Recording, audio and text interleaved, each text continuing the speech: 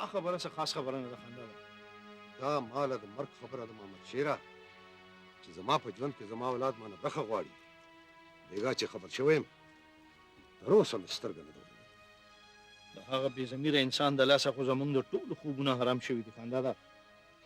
یو غم یې ختم نه چې ورپسې بل غم. د ګلاب په خوله یې صفا دړکه راته رالیدلې ده چې د هغه به منلی شي ګنې هغه به هېڅ طرفه نه کوي. خوله کې یې اور وړو ما چې ورته د نصیحت خبره وکړه نو لکه د لیوني راباندې راغوټه شو. سپی چې لیونی شي نو د هغه علاج مرګ دی. ډېر ښه علاج یې راله راځي خو د خنداده مخ ته ګورم. یعنې هغه ورځ چې هغه زما کومه بېزتي وکړه نو سر یې په حقه ځای کې در وانهوړو. ته هم پکې لا نه اورېدلي چې پلار ژوندی او زامن ترې برخې غواړي. ویم چې ځان ته تبر ونیسم او د خپل د وجود ټوټې په دې ټول وویشم هله به بېغمه شم. د پیغمبرانو په کور کې هم نامنونکي اولاد پیدا کېږي خنداده. ستاسو د زامنو خولې دې د خاورو ډکې شي چې ستاسو په موجودګۍ کې به دا جرأت کوي. نو زه څه چل وکړم؟ ما ته هم څه چل وښایه محمد شیره. بس چې څه تاسو ته مناسب ښکاري. که زما منې نو لږه ځمکه ورته بیله کړې په خپله خولې د 50 حجرې به مطالبه کړې ده. او که موږ څه پیسې ورکړو محمد شیر؟ پیسې خو به هغه په لکونو کې غواړي او دا دومره موده چې دا دومره قودې یوړې د هغې حساب ورسره چا وکړه خنداده. نو بیا زه خو هم پیاله کې ورته دا 50 جیره به ځمکه ګورو چې دې ته څه جوړوي. ګلابه جلاتې راوله. زه به درنه لاړ شم خنداده. ته چېرته ځې؟ خنداده د نوکرانو مخامخ چې هغه زما څومره بېزتي کړې ده ما سره د سترګو لګولو شان نه دی پرېښی.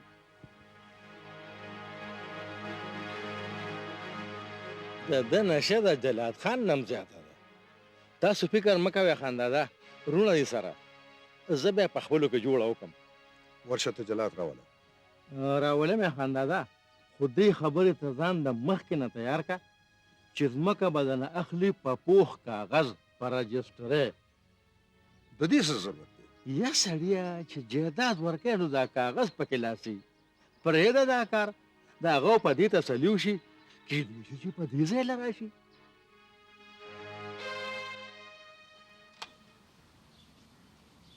دا څه دی لکه دا داسې په کومه خوشحالېږي دي؟ د خان لاس وله پوره 50 جره په پټې راغلی دی خانجي. د دې نه بله غټه خوشحالي کم ده. 15 نه 15 خو مې هم نن کیش کړه. ایوب خان سره مې اوس هم 1 لک روپۍ پاتې دي. نن نیټه ده. یو 2 ګټې کالتوس خو زمونږ هم لګي خان. ولې په کالتوسو څه کوې؟ ولې موږ به خپله خوشحالي نه کوو څه؟ یوازې د سلطاني په سر کې څه جګه خو نه ده. اوس دا د تشو دارو ډزې پرېږدئ کله یې راباندې مه خبروئ. دا خو هسې نسبي دی لکه یې خوار دي. ډېر به راپسې خپل ضرورتونه راوړي. د خان په خولو کې خو انکار نشته جانسیه. هو دا ستاسو چو پاڼې پیسې ګټې هم سنبالې کوي. زما په سر ګوره ډېر لوی کار پروت دی ښه. او خانجي ښار ته به کله ځو؟ او ښار ته به هم نن شپې روانېږو خو هغې نه تلو نه مخکې زما په سر د چا ډېره زړه قرضه پاتې ده او د هغې خلاصې هم ضروري دی. د چا قرضه ده خان؟ دلاور. یاره خانجي ته لا زور اورئ هغه تا نه کله غوستې دي؟ دلاور په سخته کې ما سره لاس کړی دی سلطانیه. اوس خو د هغه خور زما په کور کې ناسته ده. جلات خان به خدای پاک چاته پاتې نه راولي. زه د خپل ورندار په وړاندې ټیټې سترګې نشم ګرځېدی. ډېره اوچته خبره دی وکه خان. ښه دا خبرې اوس پرېږدئ. ته حبیب خان نه زما هغه 1 لک روپۍ راواله. 50,000 روپۍ هغه کې دلاور ته ورسوه او 50,000 به ما ته راورسوې. خو ګورې په ان فن کې ښه داسې وکړه چې په ګاډي کې لاړ شه. 50,000 روپۍ دا په کومه کاته کې؟ تا نه اخیستې وي او تا ته واپس کړې. جلات خان ګوره ډېر کره سړی دی. خو زما حساب دومره نو پوره مې نه دی یادې. خو که ډېر هم وی نو دغه 15 زره به وي. یا سړیه چې څومره یي هغه تې اوچتې که نورې به واپس کو. سمه خبره ده. په سمه وکړه که زه ډېر ښه پوهېږم. که هغه دومره انسانیت وکړه نو زه ورته ټولې واپس کوم. تا دې څه وي دلاوره؟ د پښتو په لار راغلی د پښتو په لار دې لېږم.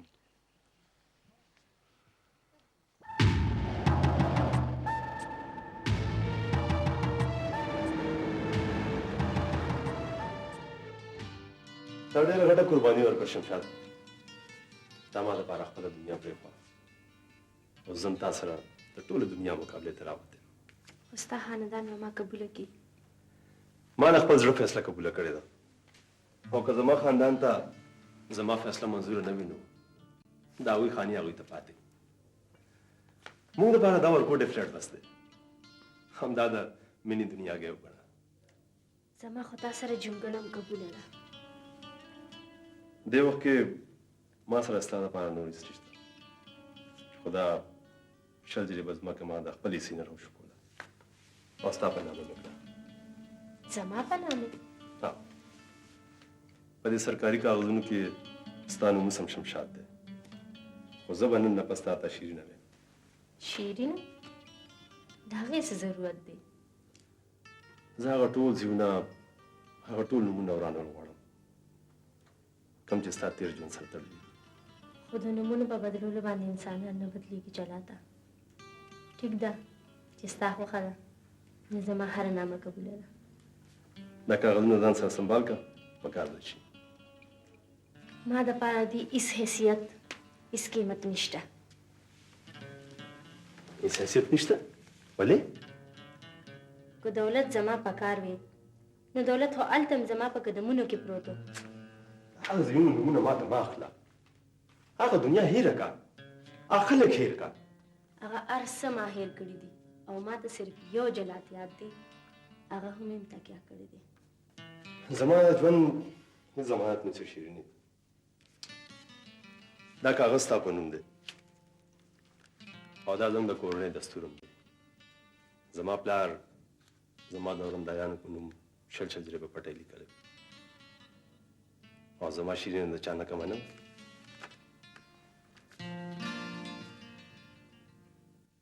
پاڼې اے پاڼې دا تاسو چېرته یې؟ دایمه بیبي د بهر دپاره مې چای تیار دی. د بهر مېلمانه خو به اوس روان شوي وي. دا تاسو چای ایښي دي او که دیګو؟ چای تیاره شوې خو ناوې ګل ته مې لوښي سم کړل او تاسو حلوا غوښتله په هغې به خوړو. د هر څه یو وخت وي. زم خدای وښلی ومه چې ناوې ګل ته مې کار وسپارلو. خان لالا به دې راته غوبل جوړ کړي. هر څه تیار دي ګل بیبي، هر څه تیار دي. دا څه شو؟ دا خو به کېدل. بې اختلاف ستاسو دا کارونه وخېږي. کوم کارونه چې د زړه په ناخوالۍ کېږي که نه نو د هغې انجام هم دا وي. ګل بیبي دا د چا خوښه نه وه. د هر څه یو وخت وي. ما ته پته چې ستا په زړه څه منه ده. چې زما زړه نه وې نو زه چا په زور کچن ته نشم بوتلی. نه چې کچن ته نه ځې نو ډکېږي به د چرته نه او دا کارونه به تا له نوکران کوي. او ای د لالا په کور کې څو خدمتګارې دي. ما د خپل غریب ورور په کور خاني کوله او دلته ستاسو خدمت کوم. دا خو به کې پاڼې دا ټوټې راغونډې کړه. د نوي سیټ چینه کې راله دڼې مړې کړو. دا سیټ زما د پلار د کور راغلی. داسې 4 سیټونه یې راله کړي دي. دې کور ته چې څه راننوتې دي که نه هغه د دې کور دي. او دا مې موره چې بازیګر ما څه خوله ونه وهې ګینې دا ګډ ژبه به درله پرېږدم. ګل بیبي د خدای دپاره زه ناوې ګل ته خپلې کورنۍ ته لاړه شم. زما په دې کور کې ګزران ګران دی. ځه ځه ته د دې کور قابله یم نه. جلاتی په یو طرف لاړو دا بل دې ورپسې په بل طرف ځي چې دا کلی راته خالي شي.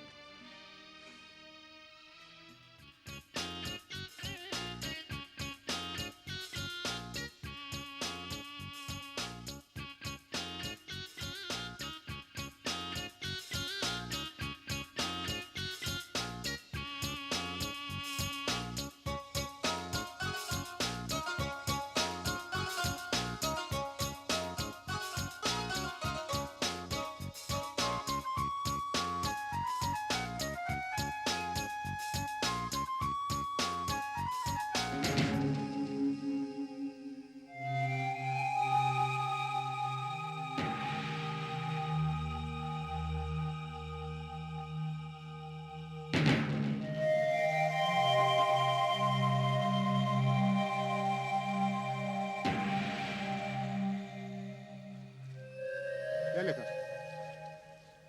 وسیم خان نی ودې پیژندم. د پیژنګلو د کوره خو وتې ښه پوخ غټ زلمی درنه وتی دی. مونږ خو ډېره موده پس ولیدې که نه. د بابا د مرګ نه پس زم کلي ته ډېر کم درغلی ما او هغه شیر خان هم زموږ تپوس نه کوي څنګه دی ښه په مزو کې دی یاره هغه کشر ورور جلات خان هغه هم دلته کې ګرځي راګرځي یو جینۍ ځان سره ګرځوي اوس مې په دې پارک کې ولیدله او زمونږ جلات خان نوی واده کړی دی نو دلته څه کوي دا اوږده قیصه ده یاره جانس کاکا دا قیصه خو به راته ضرور کوي حال درته ویم خو حال به چاته نه وي زما څه کار دی او که زم ستاسو تپوس کوم نو ځکه کومه چې شیر خان زما د پلار د رور په شان و او په دغې ښار کې زموږ ګوره کور دی چې څه قسم کار خدمت منډه تړي ما ته به یې وایي زه تابعدار یم ګوره مهرباني اوس راځه چېرته هغلته ګاډي کې کینو او دا ټوله قیصه راته تېره کړم په ولاړې مې د خپو نه دم وتی دی زه چې ځو راځه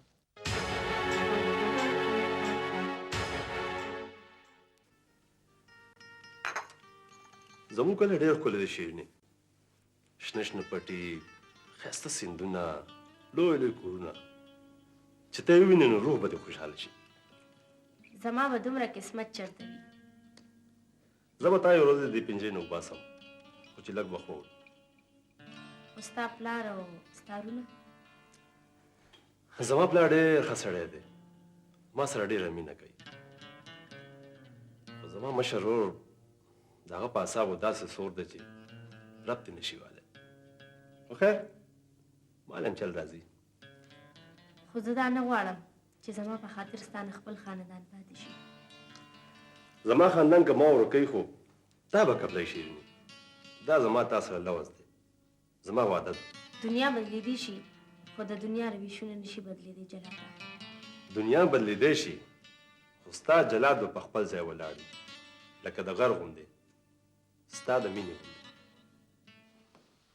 ستا په راتلو ډېر خوشحاله شو وسیمه ستا پلار زما ډېر ښه دوست و بابا به مې هر وخت ستاسو خبرې کولې مور دې جوړه ده او ښه ده جي تا تعلیم کوم ځای ته ورسو ما نه خو تعلیم نیمګړی پاتې شو د پلار د مرګه پس د کور ټولې ذمهواران زما په سر شوې ښه ده چې یو طرف دی موږ ته خو په کلي کې روزانه نوې نوې لانجې راپېښي تاسو ته د خپل ورور جلات خان څه پته شته یاره دومره راته پته ده چې خپله ځمکه زموږ نه جدا کړې ده او باور مې نه دی چې څه په کار به یې راشي او که په اشتورې به یې واچوځئ ستاسو خیال ټیک دی جلات خان د یوې مشهورې ډانسرې سره واده کړی دی او اوس زموږ کور سره نږدې په یو فلیټ کې پاتې کېږي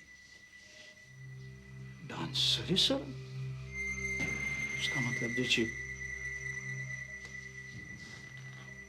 د ډمې سره او شمشاد یوه مشهوره ډانسره وه زموږ د سپینې جامې نه به دا داغ څنګه دي زما د پلار عزت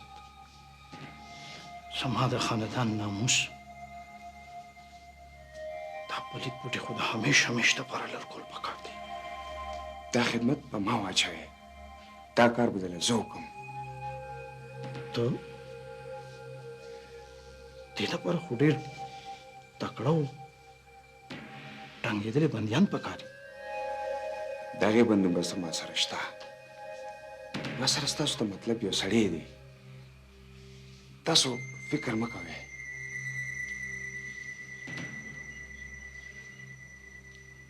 یو لاک روپو پورې تیار یم بس یو لک تاسو ورکولی شئ نو دغه کافي دي که نه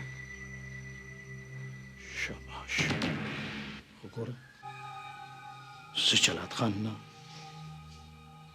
دغه ښځه یاد وم دومره ماشوم زه هم نه یم په نر او ښځه کې فرق کولی شم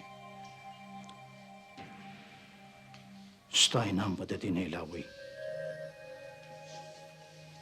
خو چې کار وشي تاسو بالکل بېغمه اوسئ هر څه به وشي 50,000 روپۍ سکینې در ځان سره پټې وې دا مې لالاجي له واپس لېږلې خو څوک یې د وړو نو ستا ورور تا سره څومره مینه کوي او تا ورته پیسې واپس کړې د هغه غریب خو به زړه ودردېږي که نه سکینې؟ د هغه زړه هر چا دردولی دی پرېږده چې زه په دې جرم کې شریکه شم ستا مطلب څه دی؟ زه د هغه په لیدو پسې کړم یم د هغه په پیسو پسې نه زه پوه نه شوم. تاسو ټول پوهېږئ خو په چا کې مې دومره انصاف نشته چې یوه خور د ایک یو ورور ملاقات ته پرېږدي دومره ظلم خو څوک د قیدیانو سره هم نه کوي د هغې ملاقات له خپل خپلوانځي راځي ستا په مسله زه یو څو ورځې راسه سوچ کوم سکینې خو زه مجبور یم که ما د خولې نه ګوپ ویست نو د دې کور خلک به ما په باندې وخیجي چې دومره مجبوره وي نو بیا د یو پردی لور خپل کور ته ولې راوسته د دې خبرې جواب ما ته معلوم دی او تا ته هم سکینې زه به خپله فیصله کوم خو چې اول ځان کې دومره طاقت پیدا کړم چې ځان له چېرته د سر سورې وګورم د سر سورې زما د حق چغه به د دې کور خلک بغاوت کړي د دستورونو رواجونو او غلطې پښتونه بغاوت او د هغې سزا ما ځان نه په خپله خوښه کړې ده زه به دا کور پرېږدم زه به دا خلک پرېږدم سکینې ته دا خپل پلار سره خبره ولې نه کوې خندا دا خو داسې نه دی هغه داسې نه دی خو هغه داسې نه دی چې د خپل مشر او نازولي مقابله کې تا واخلي پردی اولاد خو اوبه راوړي که نه ته یو ځل کوشش خو وکړه د هغه غوږو ته دا خبره خو ورسوه هغه نډون دی او نکون د دې هر څه نه خبر دی خو شیر خان د هغه په غوږونو کې ستا د روح خلاف د نفرت هغه سکې ویلې کړي دي چې د حق او انصاف خبره پرې نه لګي بیا موږ څه کوو په دې زندان کې به ومرړو په پنجرو کې ګیر مرغۍ شپه ورځ ځان را د الوت نوي نوي اسمانونه ګوري او بیا زه دومره کمزوری نه یم زما زور ته زما طاقت ته سکینې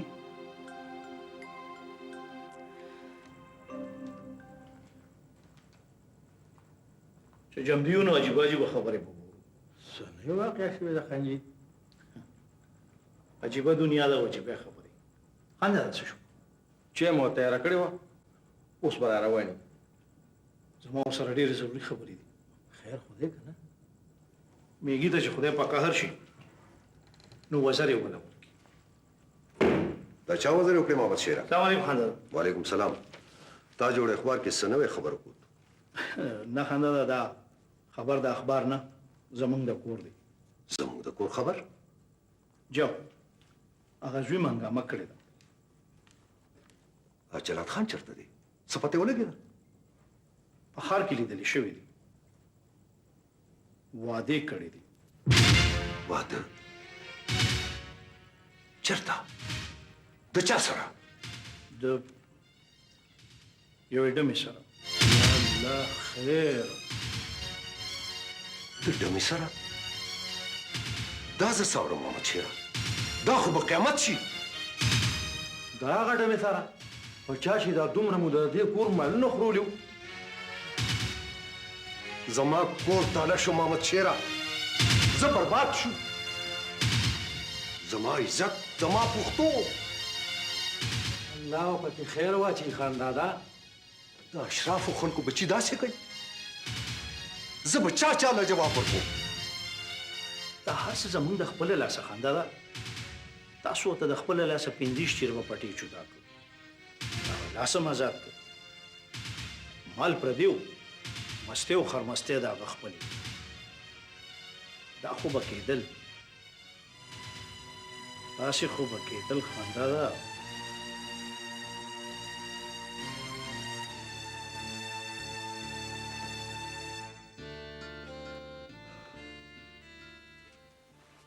ته خو یو ځل کلي ته لاړ شه او خپل پلار سره خبره وکړه زموږ نکاح شوې ده اخیر ښځه خاوند به تر کومې پورې د خلکو د سترګو نه په پټه او په غلا عمر تېرو پټه غلا دا دې کومه خبره وکړه شیریني د جلال په کتاب کې د یوې ټکي نشته کلي ته خو زه په دې نه ورځم چې لا یې حاجت نه ګڼم اخر ته څه په انتظار یې کورا اختر څه پټ میړه نه دی زما او ستا د واده خبره به خورېږي زما رونه او زما پلار به خبرېږي همزه به یې خبروم نو بیا ته ګورې څه ته چې یو څو میاشتې پس خبر شي نو پخپله به قایل شي چې دا ټوکې نه دي، رښتیا دي.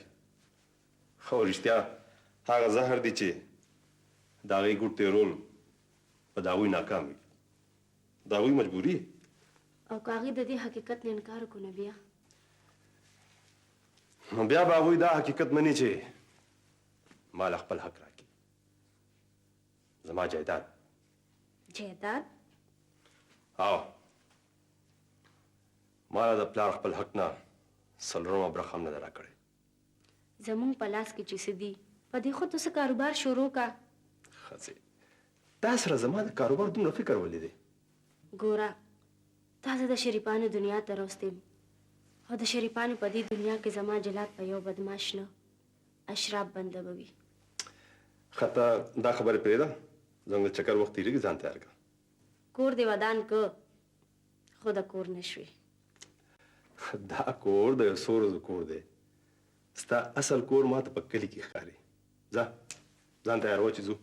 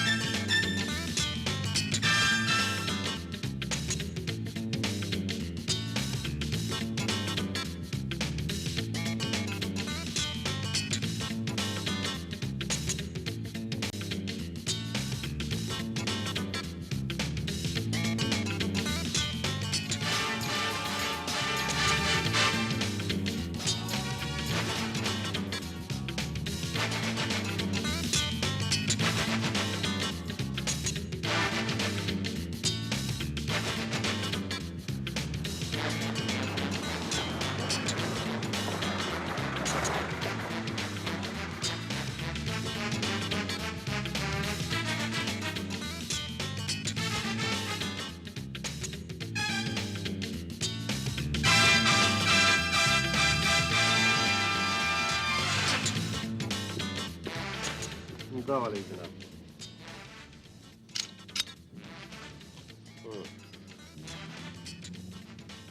تا ته پته چې دلته موږ ته ولې راوستې؟ هغه ځای نه که نه د کور دپاره زما دا ځای چې کوم دی که نه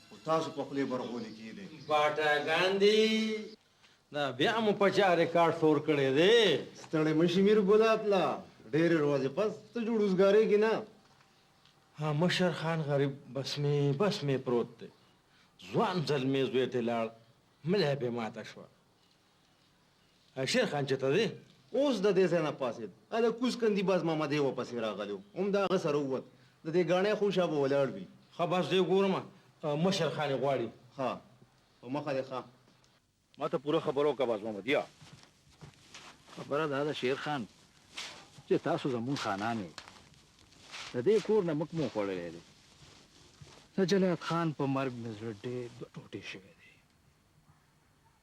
ته مطلب خبره کوه هسې ما وی چې 3 میاشتې وشوي او تاسو ته د خپل دشمن پته ونه لګېده او که نه هیڅ پیسه مو په ځان نه جوړه کړې دی. زمونږ ورور د خپلې مرضۍ مالک و، خپلې دوستانو او خپلې دشمنانو. اوس په کم بګو تکدو هغه خو خپل مرګ هم د کلي نه بهر ته وي. ګمان د ایمان زیان دی شیر خان. ګزار کار چا کړی دی خو لاس ورپسې هم د خپل کلي نه غځېدلی دی. ستا په چا شک دی؟ سړی ستاسو د کور سړی دی. زموږ د کور؟ دلاوره دلاور سره خو موږ هر څه ختم کړي. تاسو ورسره ختمه کړې وه خو جلات خان ورسره نه وه ختمه کړې. دلاور د هغه د لاسه ډېر تنګ و. د مرګ نه یو هفته مخکې مو ورپسې پیسو له خپل سړی رالېږلی و. خو ته دا خبره څنګه؟ دا هر څه ما په خپلو سترګو لیدلی و.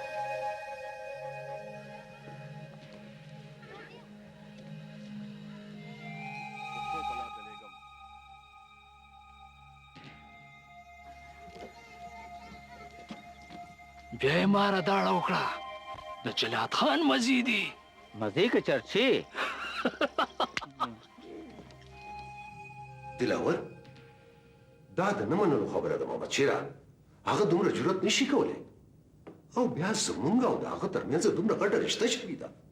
د کمزوري دشمن ګزار د شانه وي خنده ده او پټ غل ځان عمر له بادشاه ګڼي.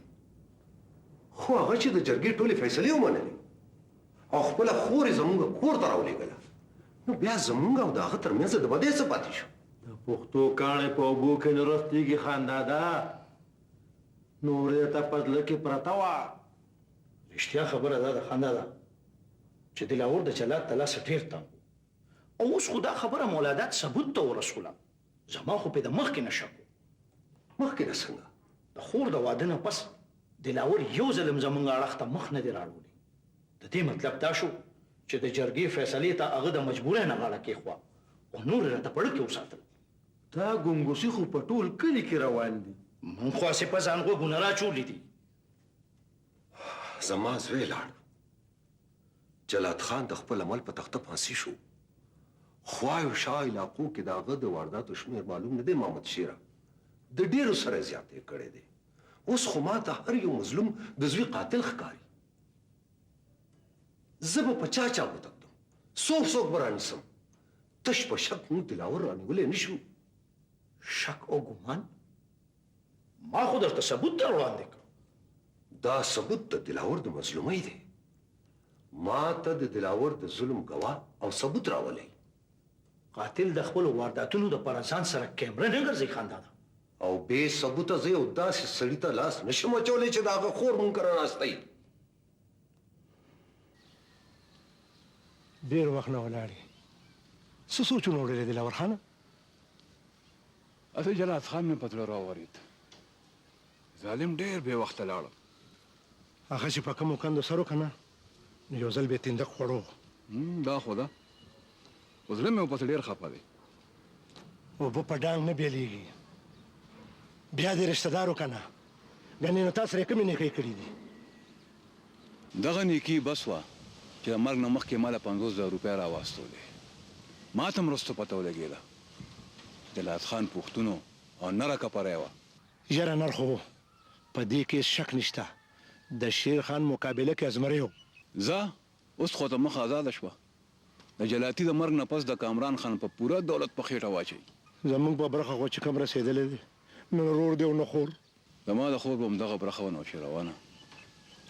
اوس خو مې دا زړه وایي چې دې کلي نه چې ته بار ووتې څو ځله مې د ښار ته تلو نیت کړی دی. د سکینې خیال مې ځان پسې راکاږي. ادې شرمخانو ته یوازې نشم پرېښودی. هغه به په خپله خوشحالۍ سړی ما ته خپل کور اوس ګور ښکاري. خبره کال ته نږدې کېږي چې ما خور په خپلو سترګو نه لیدلې په دې یو کلي کې. د زړه مې ورپسې بړاس خېږي بړاس. په دې هر څه زه سوچ کوم که ګور ګران دی نو د مولي ناکام دی. ته په خپله یو ځل د هغې د لیدو کوشش وکړه. د هغې به هم تا پسې راختې. بېګا مې په خوب کې لیدلې وه خو ډېره بدحاله. او نن چې مې سترګې غړېدلې دي نو هماغه مې په سترګو کې ګرځي راګرځي. زه خو یم چې ضد پرېږده. اول ته لاړ شه. کیدای شي ستا په تلو باندې ټوله دنیا بدله شي اخر انسانان دي.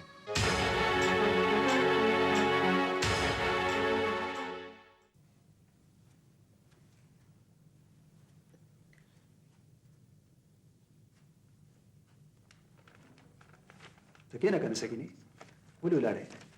ستا په انتظار یم خو تا ما لا ډول څه جواب رانه کوم.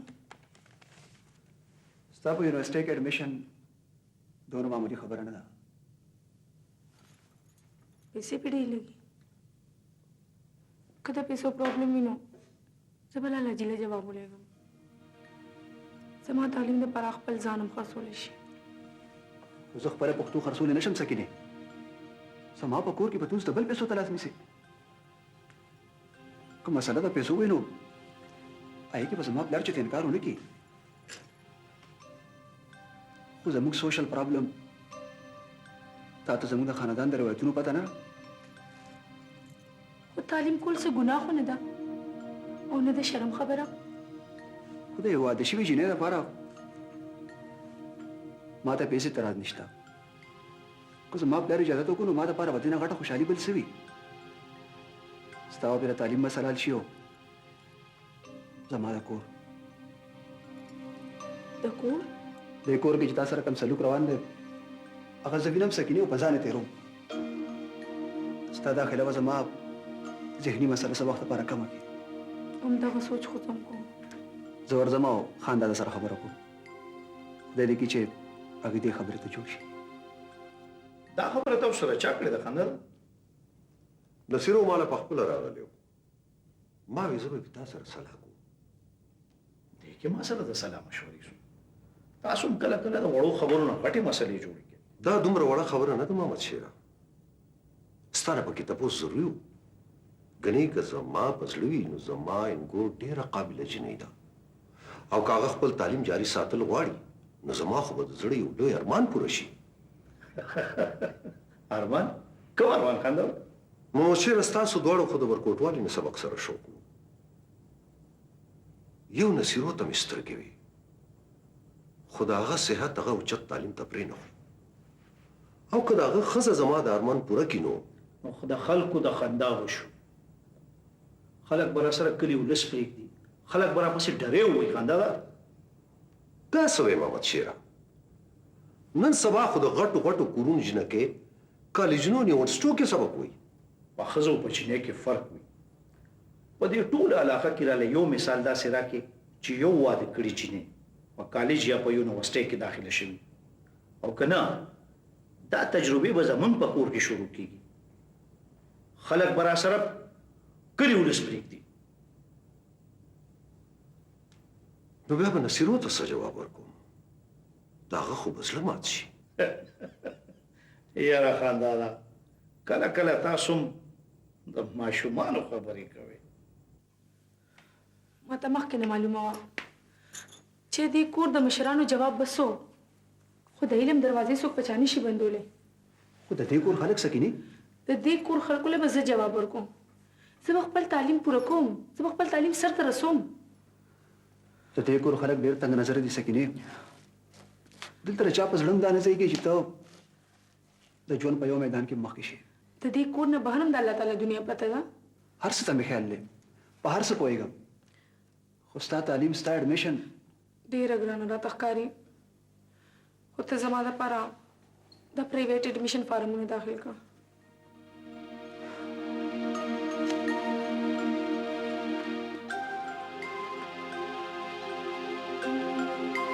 واخله دې شرم ته وګوره. بیګم صاحب به راله اوس په یونیورسټو کې داخلې اخلي. کام شرمې د خانې کور ته راله خپل اصل تې نه خطا شو. سبق خو ثبت شیخونه دی ګل بیبي. دا ټولې جنکۍ سبقونه نه وي. ابه چېرته خوارې خوشې وي. د اوچتو کورونو بیبیانې په خپلو کورونو کې درنې خوږې ناستې. نن سبا خو د اوچتو کورونو جنکۍ هم سکولو کالجونو ته روانې دي ګل بیبي. خو دا به دې نه وي اورېدلي چې واده شوې ښځې په یونیورسټو او کالجونو کې داخلې ډېرې کمې اخلي. واده شوې ښځې صرف د کور د کار دپاره وي. د عقل او د پوهې هره خبره د دې کور په خلکو قیامت راولي. که تش په کتابونو وې که نه نو تا به د دې کور د خلکو نه ډېر څه زده کړي وو. خو د لارو کوڅو ښځې چې په لویو کورونو ور دننه شي نو د ځان د ځای کولو چل نه ورځي. په لویو کورونو کې درانه خلک اوسي او درنو خلکو سره دومره سپکې خولې نه ښایي. واخله دا ماته د خبرو چل ښایي. ستاسو غوندې خلکو سره خو موږ ته په خبرو هم ځان بدې ښکاري. وشوه نصیب تم په خیرات کې د دې کور په دروازو رادننه کې.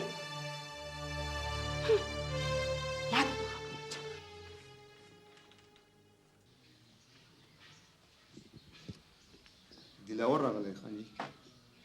دلاور؟ د دلاور دلته د راتلو څه پاتې دي؟ زما په خیال د خور خبره اخیستو ته راغلی دی. ډېر ژر ورته رایاده شو. کوم ځای دی او څوک دی ورسره؟ یوازې دی، بار ولاړ دی، اواز کم ورته جي. هلته ښه دی، زه پخپله ورسم. بده خبره ده خان جي، روب یې غواړو. زه چې ته وینو را دې شي.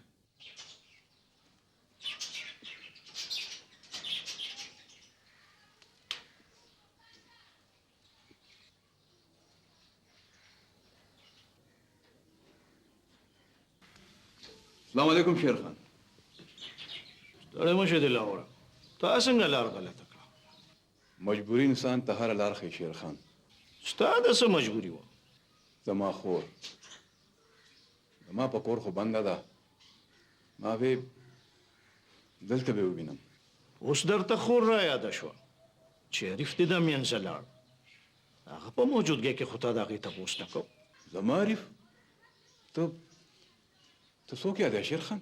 زخمي جلاد زخمونه خو م درته بخلي وو، خو د مړ جلاد د سر قیمت ډېر اوچت دی دلاوره.